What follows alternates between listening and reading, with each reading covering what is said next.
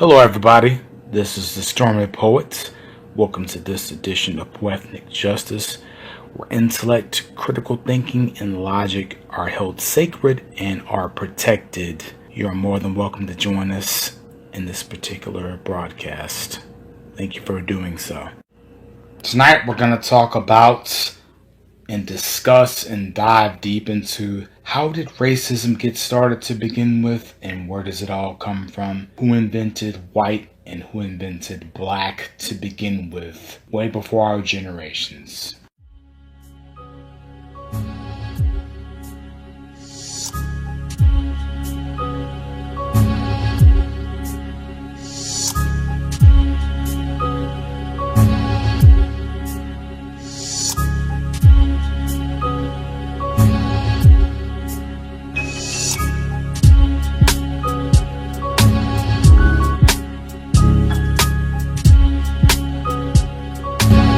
Hello everyone, this is the Stormy Poet. Thank you for joining us for this edition of Poethnic Justice.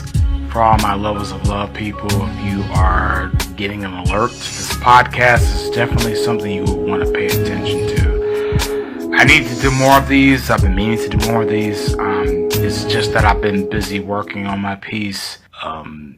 The new piece that I have coming out, and it's projected to come out in October. That's my hardline dedicated date that I want to commit myself to. But if I miss that, definitely, if not October, November. It's just that there's so much research that is going into it, and I want it to be thorough. I want it to be bulletproof, and I don't want anybody being able to pick it apart based off some, little inconsistencies that it has the potential to have in it. I don't want any inconsistencies. I want it to be thorough, and I want it to be crisp, and I want it to be very accurate. So I've been working on that consistently. I've not been on social media. Neither have I been on YouTube doing my normal levels of love tips. Neither my Poethnic Justice tips, more so because I have been really focused on that. But in any case, those people who have been following me, thank you so much for doing so. I have my adamant handful of people that follow me religiously, and many shouts out to you. Wouldn't be able to do what I'm doing without you and you guys' support and gals' support. Please keep that up. If you're new, this is definitely a space where you're going to get information you're not going to hear anywhere else. I believe in being total unapologetically honest, and I believe in doing what's best for my people and what's best in black folks' interest. But oddly enough, a lot of the stuff that is in black folks' best interest is the just honest to God truth. So if you're white or Latino or Asian or any other ethnicity, I'm spitting what's in the best interest of black people. But honestly, the majority of the stuff you've heard by mainstream white media has been in order to program you and to get you to think in a certain way, to act in a way that is in accordance against us. So most of the time you've been fed lies anyway. So with people like me, not only are you going to get what's in the best interest of black people, but you're going to get the truth in general, and that's what you want. That's what your reporters should be providing you. In any case, what I wanted to touch on tonight, and this is kind of almost my damn near first broadcast of Poethnic Justice.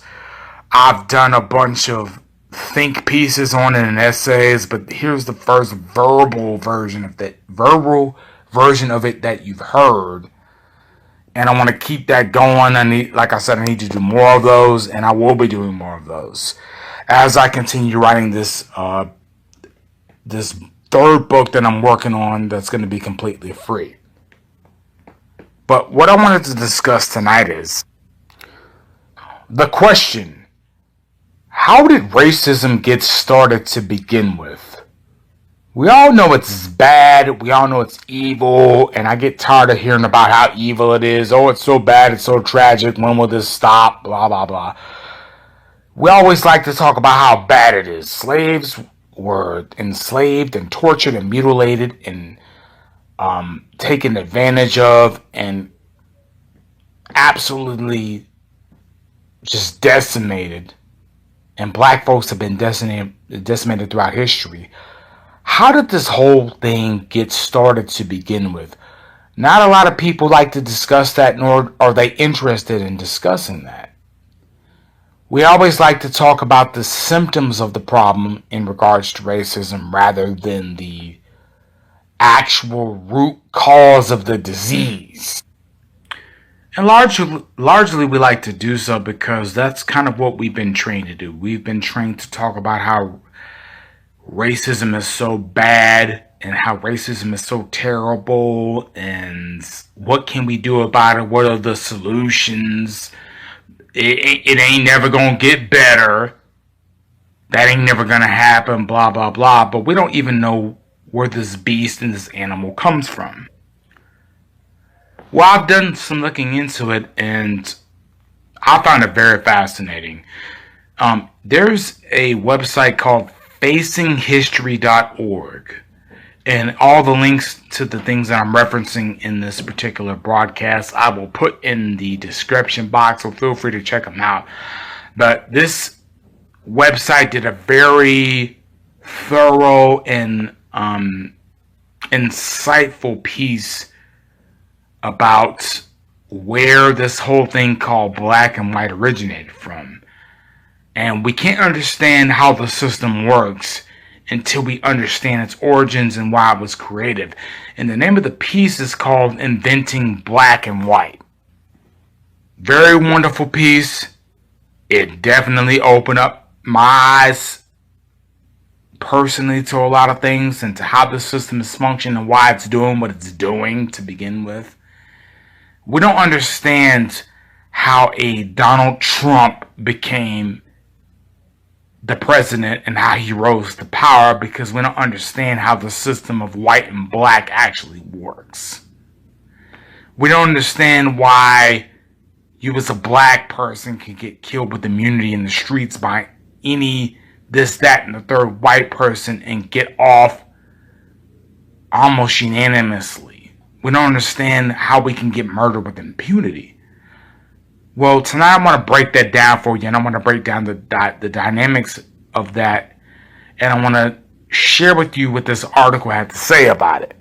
Now, what this essay says, and by the way, the name is Inventing Black and White. You're more than welcome to look it up, but I really wanted to delve into this because I felt like it was a very accurate depiction of how we got in the mess that we're in as far as racism, white supremacy goes in America. Now, it goes on to say, in Virginia in the 1600s, Anthony Johnson secured his freedom from indentured servitude, which was a black indentured servant. He acquired land and became a respected member of his community. Elizabeth Key successfully appealed to the colony's legal system to set her free after she had been wrongfully enslaved. By the 1700s, the laws and customs of Virginia had begun to distinguish black people from white people, making it impossible for most Virginians of African descent to do what Johnson and Key had done. Now, understand something. What this is saying is that before we had white and black, we still did have an elitist class in the society. Basically, the elitist class that existed over in Europe, which was Britain, still was brought over to here by the colonists over here. So you still had that caste system, but it wasn't based off white and black. So understand something. When people try to come to you and they try to say, well, capitalism is bad, and we need to go back to this, that, and the third kind of political system. Capitalism is the real corporate here. No, you're not referring to capitalism when you're talking about white supremacy, because at one point in time, white and black didn't exist to begin with. There was no white and black. That's why the Africans were able to sell other black bodies to the Europeans. There was no such thing as white and black. That's very important as it pertains to here in America. That's extremely important. There was no such thing as white and black until it was created during colonialism, which is very important because there were other forms of oppression before that, but at the same time,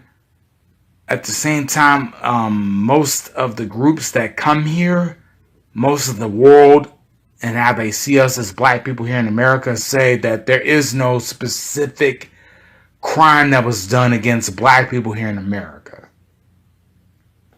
It's just all oppression is equal. Black people and all people who are not white had to experience some type of oppression, so let's lump them together. That's where you get the brown and black talk. Now it goes on to say, why did Virginia lawmakers make these changes?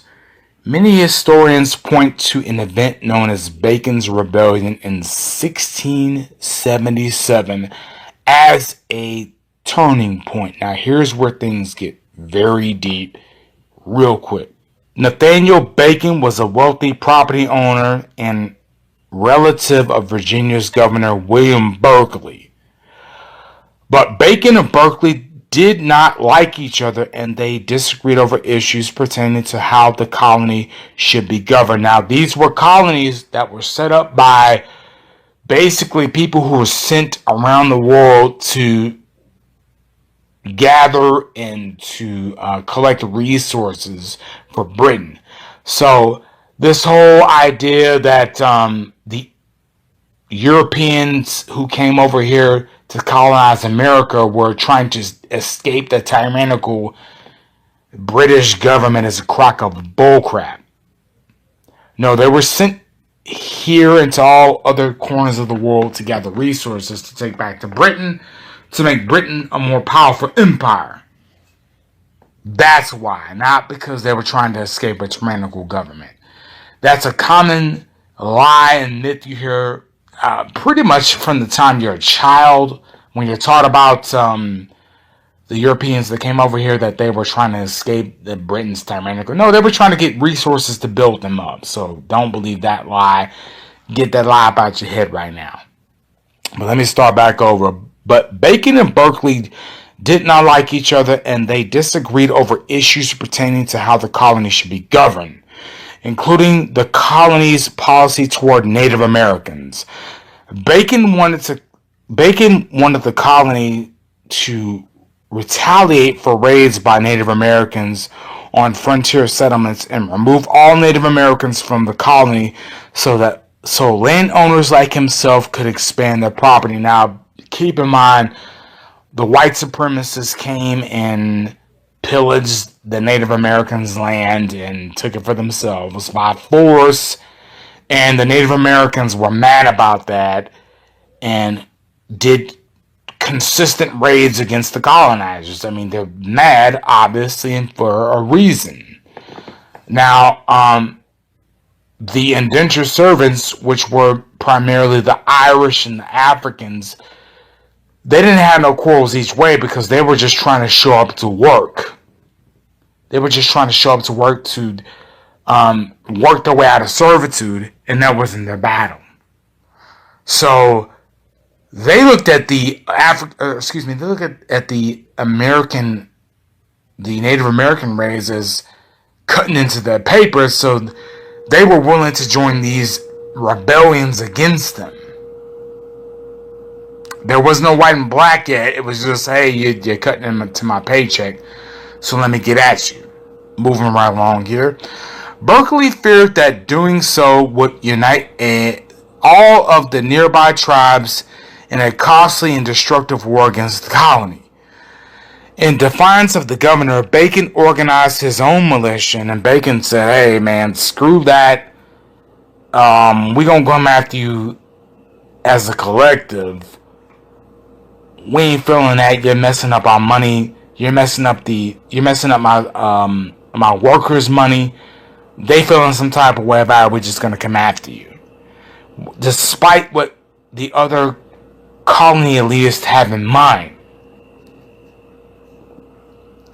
What they have in mind doesn't mean anything. We're going to come at you in our own way, in our own terms. Berkeley feared that doing so would unite all of the nearby tribes in a costly and destructive war against the colony. In defiance of the governor, Bacon organized his own militia consisting of white and black indentured servants and enslaved black people, who joined in exchange for freedom and attacked nearby tribes.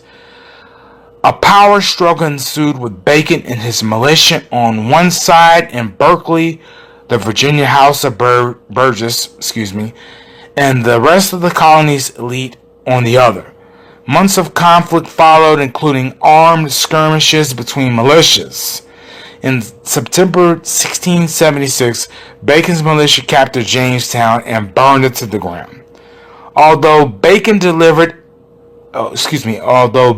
died of fever a month later and the rebellion fell apart, Virginia's wealthy planters were shaken by the fact that a rebellion militia that united white and black servants and slaves had destroyed the colonial capital. Legal scholar Michelle Alexander writes. Now, understand what that means, and let's put it in context to how it relates to today.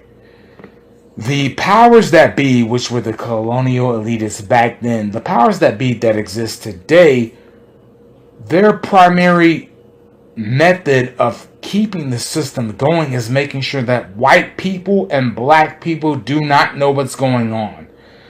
I know that propaganda is aimed at us and directed towards us, and it's constantly spewed in our direction 24/7 a day, 7 days a week.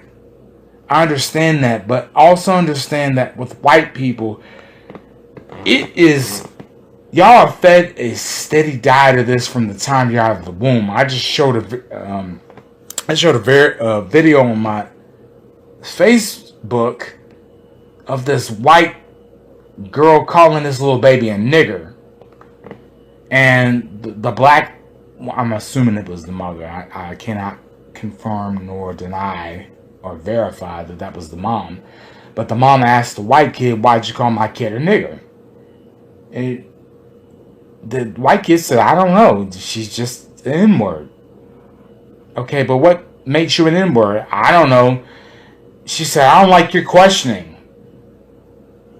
And she said, "That kid needs help," is what she said.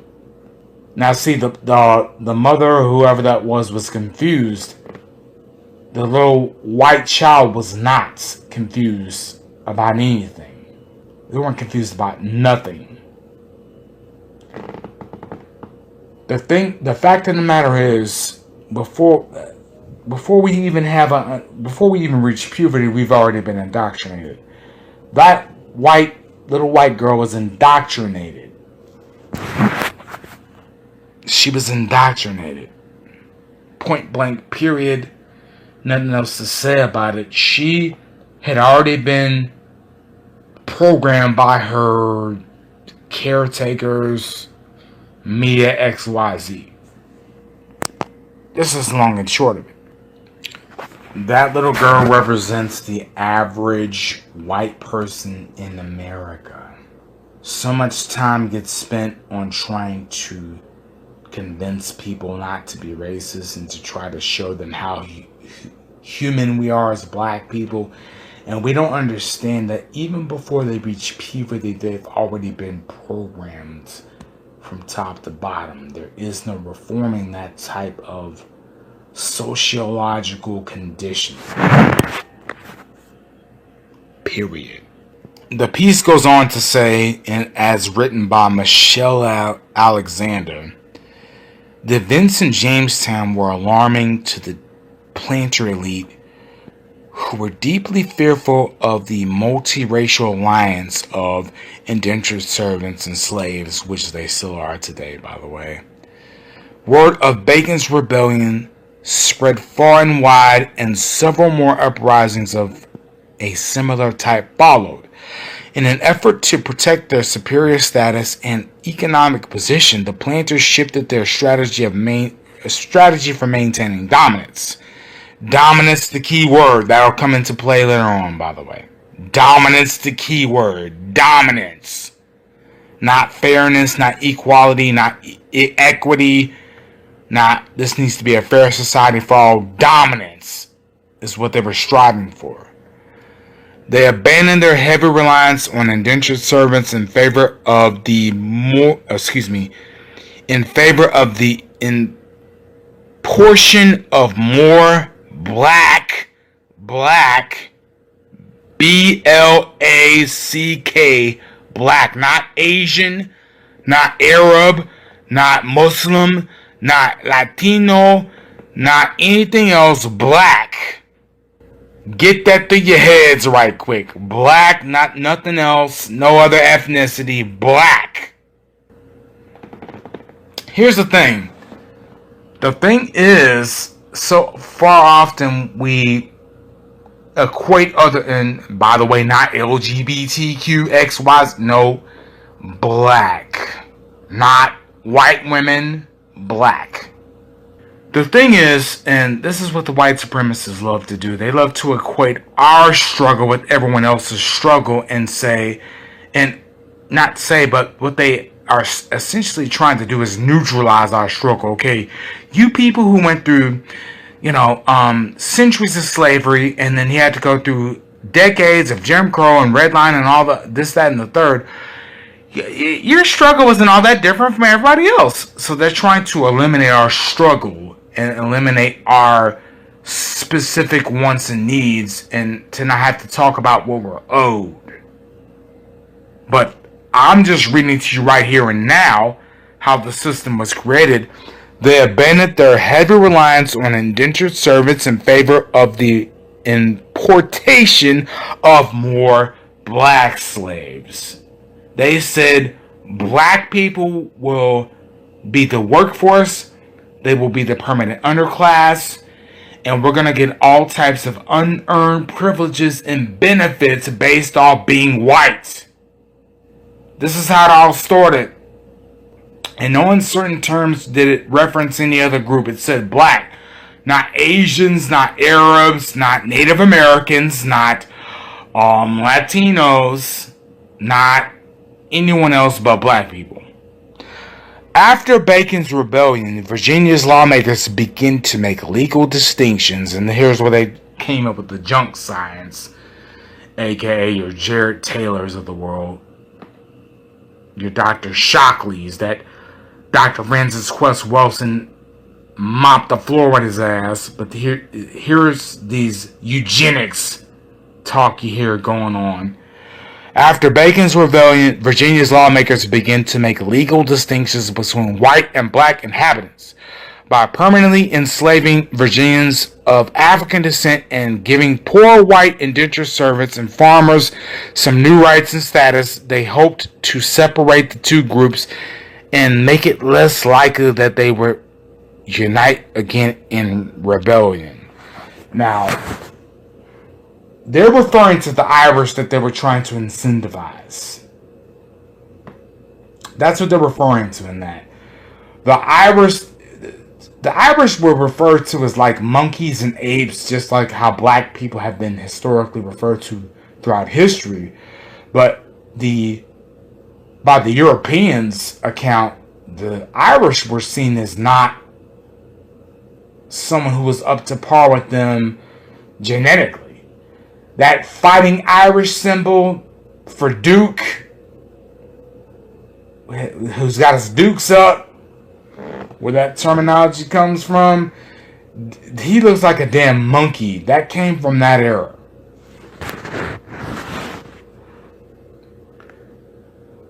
The Europeans did not see the Irish as on the same level as them. Not at all. What they did see them as is, okay, here's how it boils down to. There was a royalty system over in Europe already, which is based off lineage. If you can trace your name back to this particular land, you are a royal. If not, then you're subjugated to the You're subjugated to the ruins of the society. The kings and the queens, we have all the resources and whatnot, and we run the society. And that's just what that is. So, the Europeans that settled here already had that mindset. They just said, okay, let's try to figure out a more efficient and better way to do it. We agree with that royalty system and conquering and colonization and all that. But hey, let's make it one step better. So rather than going over to a name-by-name basis, they said, hey, forget having one or two kings and queens. Let's just make it to where there are millions of kings and queens. Let us just, and I don't know what kind of discussions went down in those rooms with the colony elites, obviously because I wasn't there. But based off my pattern recognition, which is valid, you can recognize patterns. From what I assume that went down in that conversation is they said, look, lineage isn't going to work anymore. How about we make up a whole new other kind of royalty system based off something else, based off some other type of tangible. So what they said is, okay, the Irish look the closest to us. They can work their way towards Europeanness or whiteness, because we're going to create something called whites.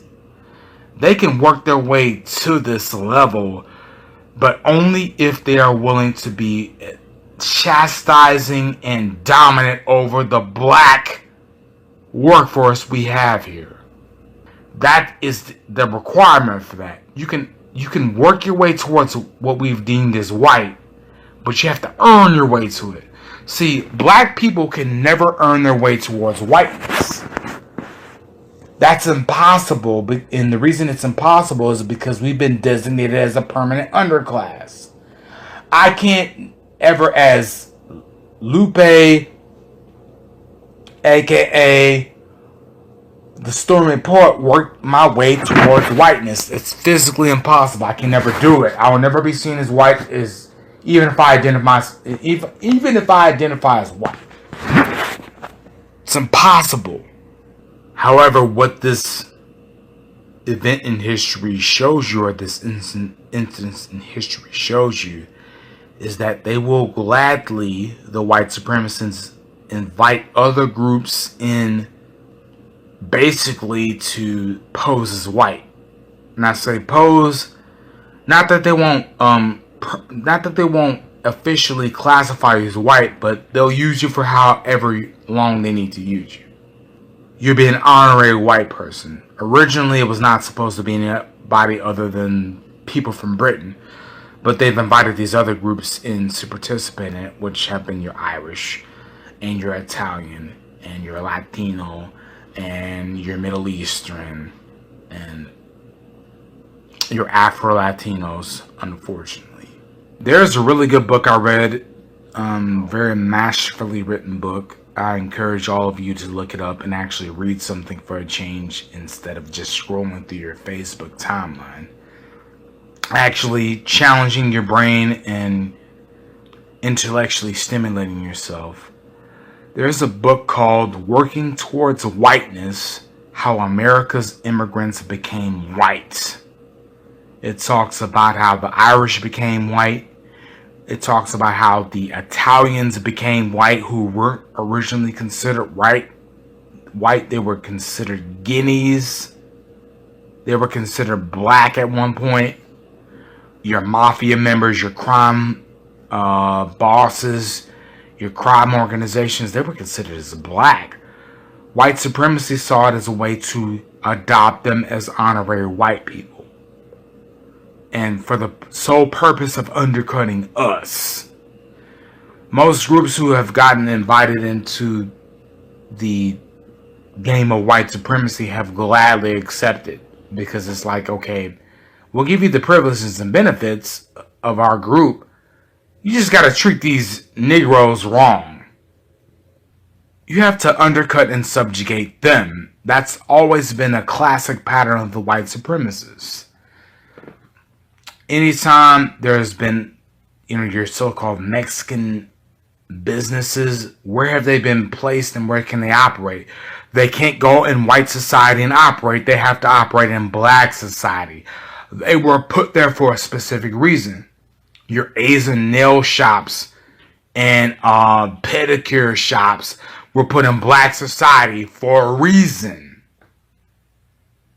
Your gas stations with your Middle Eastern cats were put in black society for a reason. How the hell do they just exist here, but they don't exist in white society? That doesn't make any sense. This book breaks all that down, and I highly, highly encourage all of you to read it because it will. It's very factually based. It's not opinion based. It's I believe it's almost 400 pages long. Very well written book. Would highly recommend it to anyone, and it will help you understand just how deep and thick white supremacy, the system is in our society that we live in. Now let me continue here. Soon after Bacon's rebellion, they increasingly distinguished between people of African descent and people of European descent. They enact laws which say that people of African descent are hereditary slaves, aka Jim Crow, aka Nazi Germany. There's no differentiation. Hitler actually looked up to America, which a lot of people don't know because they don't teach you this in history. Hitler was trying to model America's version of white supremacy, but he did it in a much too overt way, and that spelled his doom and his regime's doom ultimately. But Hitler was trying to do the same thing just in a different way and was very successful at it up until a certain point. And they increasingly give some power to independent white farmers and landholders. Now, what is interesting about this is that we normally say that slavery and freedom are the opposite things, that they are diametrically opposed. But what we see here in Virginia in the late 17th century around Bacon's Rebellion is that freedom and slavery are created at the same moment. That's deep. Whoever wrote this, they're exactly 100% correct. Yes, they are. What the writer is trying to say is that those who have been immediately classified as white under our new jurisdiction have options to freedom and can work towards that. So they essentially have freedom. Those of you who are from African descent do not. Moving right along here. According to the Oxford English Dictionary, the first appearance in the print of the adjective white in reference to a white man, a person of race distinguished by a light complexion, was in 1761. So for all the people who think that white supremacy, racism just got invented with Donald Trump, this says 1671. Trump is just another expression of the white supremacy that has been going on for centuries. That's why I don't go in on. That's why I don't ridicule him on my Facebook, or my Twitter, or my Instagram. Everyone knows he's a white supremacist, but what about the ones who are lurking in the shadows who you don't know nothing about? Colonial characters and other official documents written in the 1600s and early 1700s rarely referred to European colonists as white. As the status of people of African descent in the British colonies was challenged and attacked, and as white indentured servants were given new rights and status, the word white people, you white people out there, this is how it all got started. Before you claim yourselves as white, you might want to hear this. And as white indentured servants were given new rights and status, The word white continued to be more widely used in public documents and private papers to describe the European colonists. People of European descent were considered white, and those of African descent were labeled black. That's why I don't use people of color, communities of color, women of color, black and brown, disparaged communities. I don't use any of those terms because they made very clear hundreds of years ago, yo, black ass is black if you're of African descent. You can identify as a white mixed person. I identify as white in that. No. The system says you're black if you have African in you, period. And the system really says you're black if you are non-black, period. But especially if you have African descent. Because white has to be at the top. White is at the top. Everybody else is subjugated to that. So I identify with, I'm part Asian, I'm part Indian, I'm part Native American. Okay, if your black ass has some African in you, the system says you're black. According to the people who set this up all those hundreds of years ago. Now, understand something. I've been talking about this with a lot of my friends and family recently. They say, well, that just happened a long time ago. That black and white thing doesn't exist. Understand something. Those ancestors of white people who invented this shit, you don't think that they passed that down to their offspring? As far as ideology, as far as mannerisms, as far as genetic disposal, as far as that goes, in their DNA to conquer and pillage and take over, you don't think that they passed that down to their offspring? You think that the people who invented this just had kids and they said, well, I'm not going to do that no more. If you think I'm lying, what slave masters do you know who are profitable? Not the ones that couldn't keep the business going because they were just too dumb as hell to do so. What slave masters just willingly gave up their slaves? Name one. If you post it in the comments section, I'll be glad to hear it. None. Nobody. No one. They pass everything down just like everyone in existence passes everything down. You never just pass down your genetic appearance or attributes. You pass down everything. Moving right along here.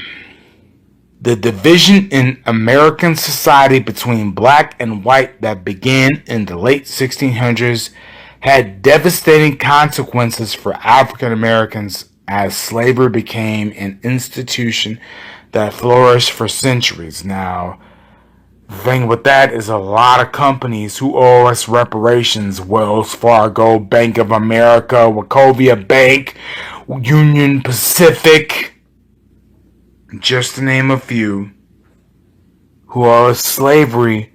We talk about where are we going to get the money for slavery at?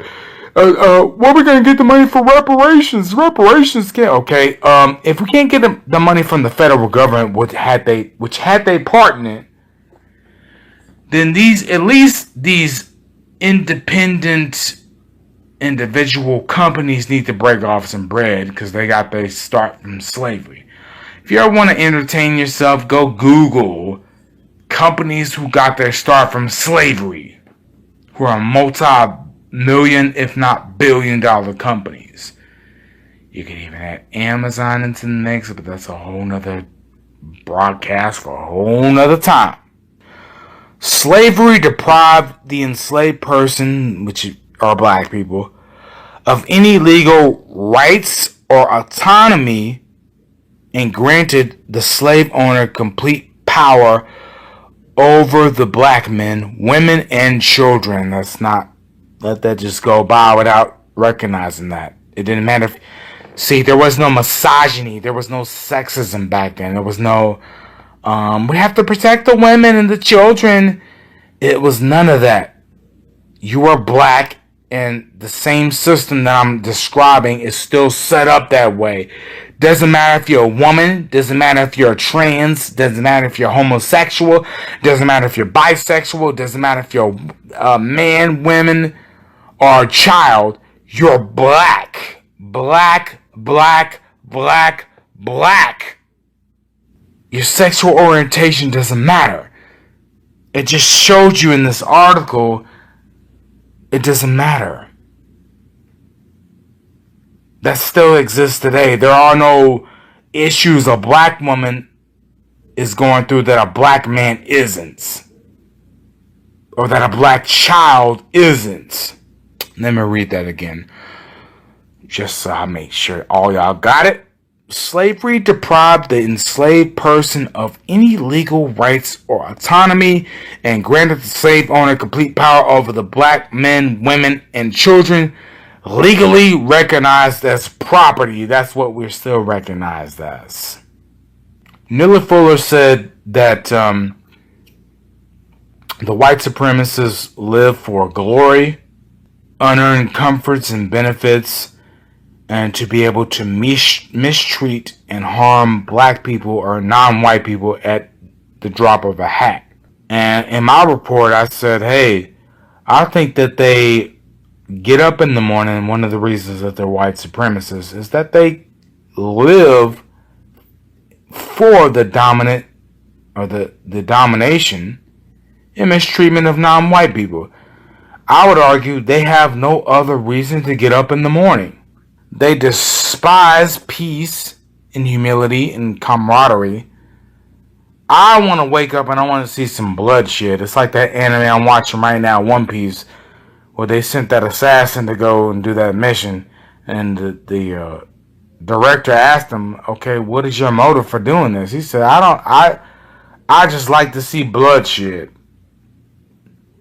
I love seeing people hurting and suffering. That's what I wake up for. He said the Navy just gives me a license to kill. That's the average white supremacist that we as black people are up against. Because that's what the people who are hundreds of years ago advocating for. And not even advocating for, but this is the whole purpose as to why they set it up. We want to harm and kill people at will. We love dominating, mistreating people. We want to look back on our old war stories and revel in them. That's why they love the Civil War so much. And we want all the unearned privileges and resources that the society has to offer. Let me continue though, because I'm going off on my rant. American slavery was often brutal, barbaric, and violent. In addition to the hardship of forced labor, enslaved people were maimed, which basically means mutilated. Which basically means that they did all types of stuff to mutilate their bodies.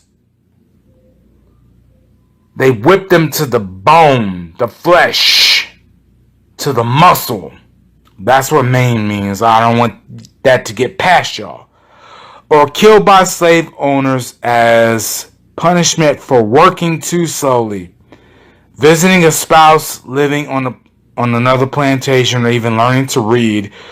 Y'all know how I am about reading and how the power that it holds. See, the thing is, people don't put emphasis on the power and the absolute, there's no other way to describe it, power that reading has. Reading is a fundamental empowerment mechanism. The white supremacists back then understood this. They didn't want this power getting into the hands of the slaves. That's why they made it illegal. If their brains start building on these neural pathways, and they start developing their critical thinking skills, then we can't enslave them anymore. Instead, they said, hey, here's one verse in the Bible, which I do not diss the Bible at all. But they said, here's this one verse in the Bible. You have to be obedient to your slave masters. They still run that game with the missionaries over there in South Africa. They still do that. But let me continue. American slavery was often brutal, barbaric, and violent. In addition to the hardship of forced labor, enslaved people were maimed or killed by slave owners as punishment for working too slow, visiting a spouse living on another plantation, or even learning to read. Enslaved people were also sexually exploited, which basically means if you were a straight slave owner or a gay slave owner, you got designated as the sex position, or basically designated sex person for whenever the slave owner felt like getting them some nut. If you're a woman, hey, I get to come have sex with you whenever I want. If you are a male and another male says, hey, I want sex whenever I want, he got to come get his booty hole whenever he wanted. A lot of people don't know about that in slavery. They just think slavery was just us working on a bunch of plantations and occasionally a couple of us got hung. No. A lot of them were call girls and call men. I can't necessarily hate on either one. I mean, they did what they had to do to damn survive. But understand that that's what happens. That's what happened. A lot of your ancestors got kind of raped in the booty hole and y'all don't even know about it.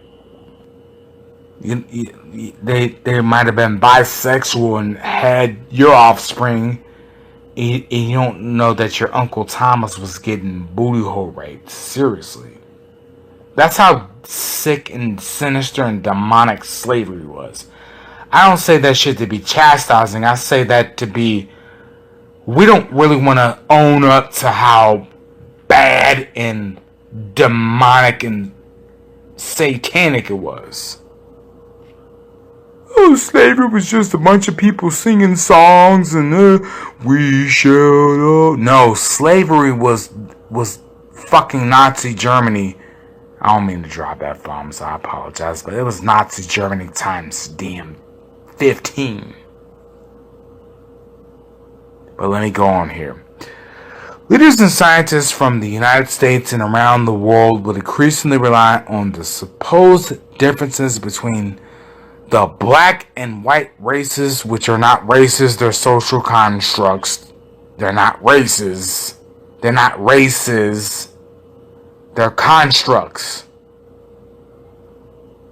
To justify the brutal and inhumane treatment of slaves.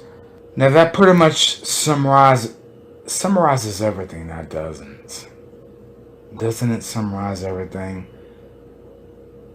The society that we live in today, how is that not a parallel?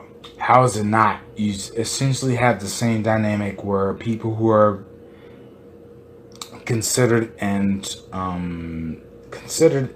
classified, which is the most important thing, as white, they have unearned privileges and benefits that the rest of the society doesn't have.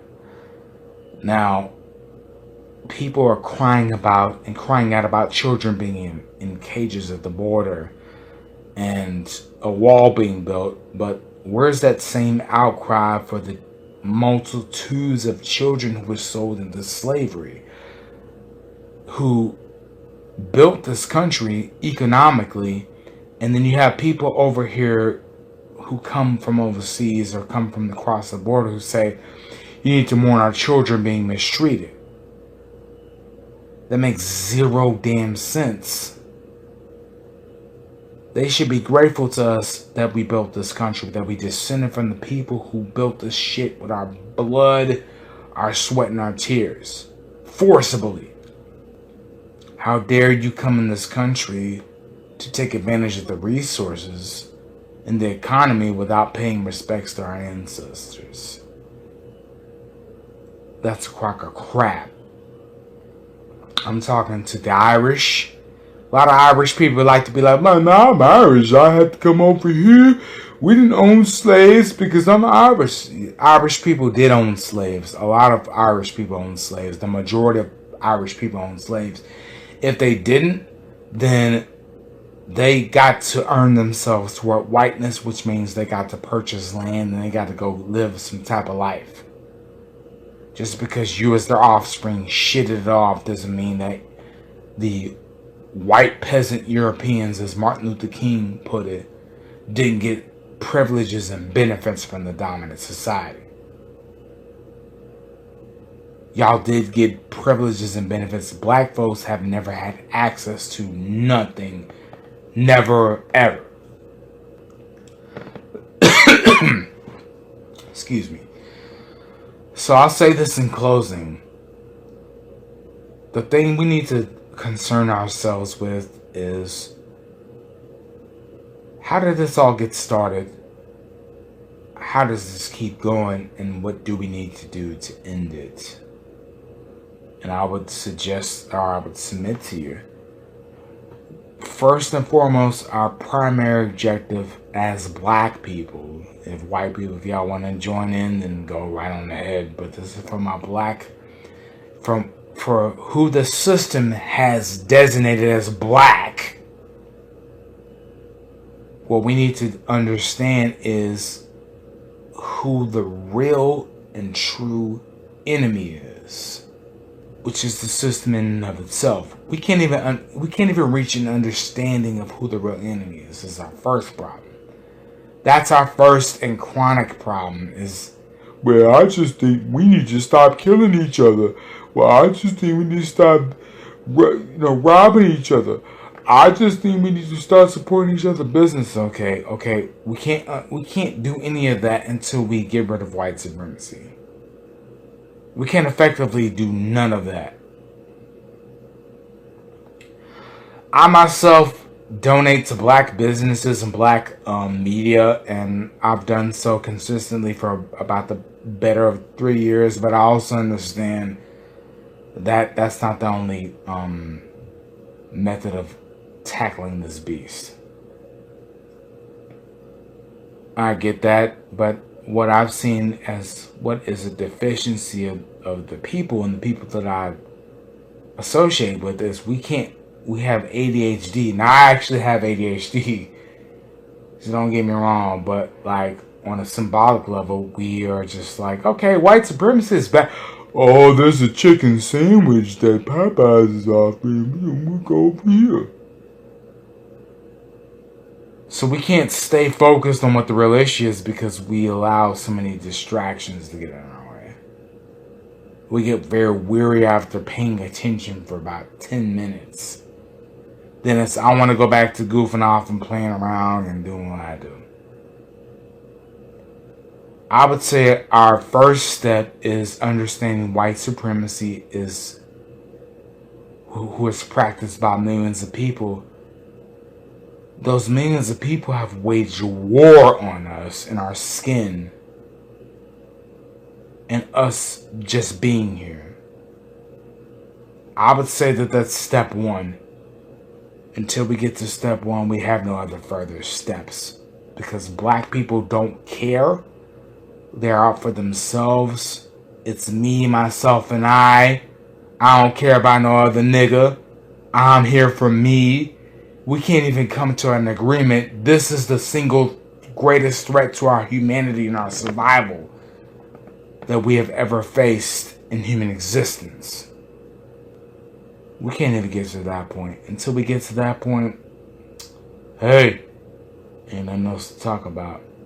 Right now, I just want to encourage you to click the subscribe button and the notification bell.